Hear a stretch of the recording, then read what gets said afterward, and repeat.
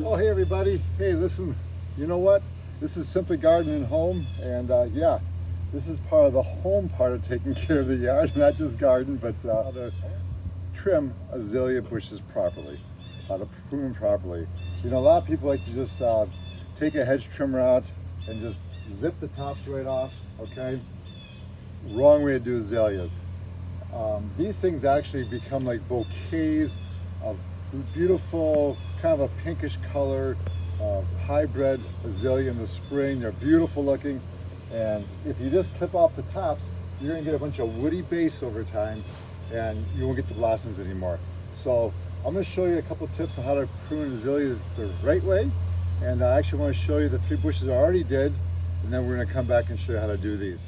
Okay, so these 3 here I've already trimmed. They were not quite as tall as the ones over there. You want to take a look over there, Linda? I'll just show those over there. Okay. So like I say, I could have just simply mowed them down with a bunch of hedge trimmers, or electric or gas powered trimmer. But like I say, you wouldn't get the nice growth. You want to come up here, I'll show you what I'm talking about.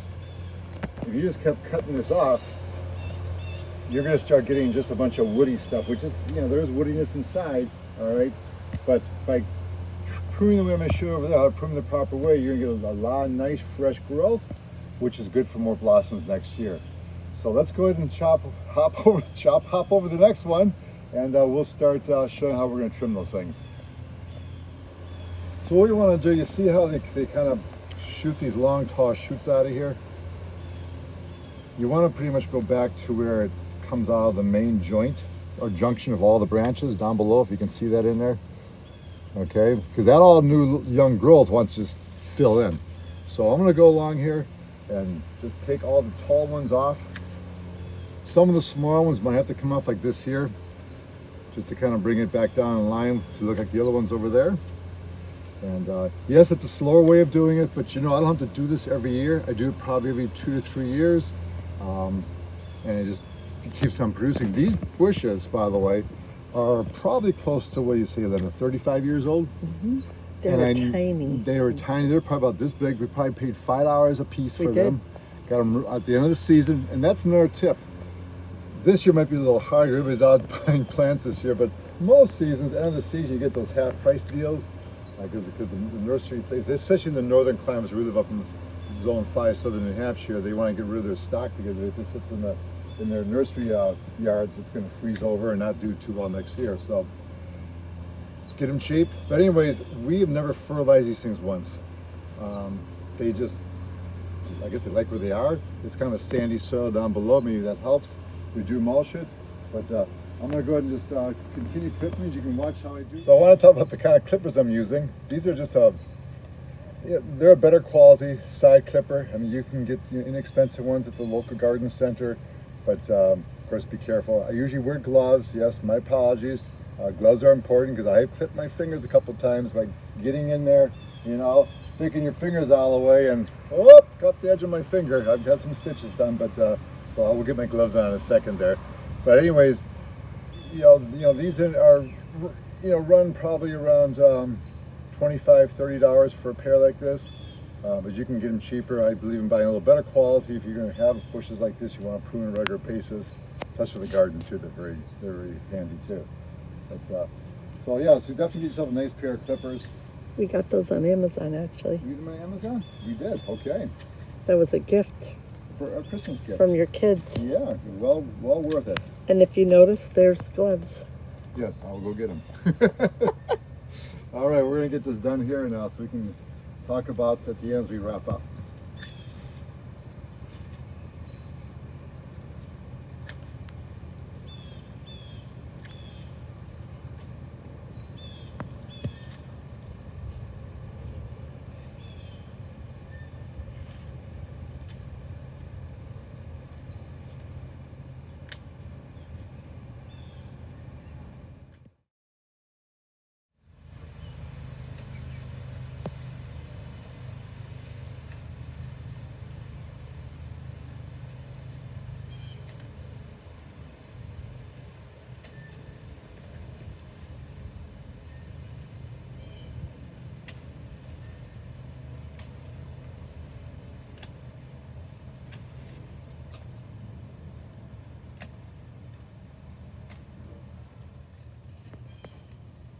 So sometimes you gotta use get the big guys in there because you got ones that's a little too much for the smaller handheld clippers to handle.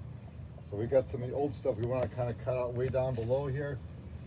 Some bigger stuff. So we'll just get down. I want to go as deep as I can to keep it from overcrowding a bunch of dead stuff in there. And simple as that. There we go. See? Nice and dead. Nice big ones. So it kind of opens up the middle section so new growth takes place in the middle. And like I said, because I've done this regularly, it's not too bad as far as overly huge dead stuff in between. There's another one down here we'll grab. There we go. All right. So we'll continue working on this here.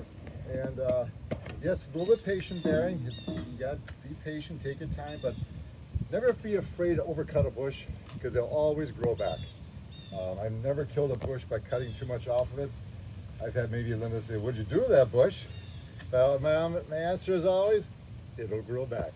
But anyways, I'm just gonna kind of come along here, cut these back here where I can, and you want to step out, take a look once in a while, just kind of get a comparison to how it's looking to the other ones I already did over there. So we see it matches. I can tell here if I want to go a little lower in here yet. For some reason, these bushes on this side just grow bigger. But we'll just continue working it down.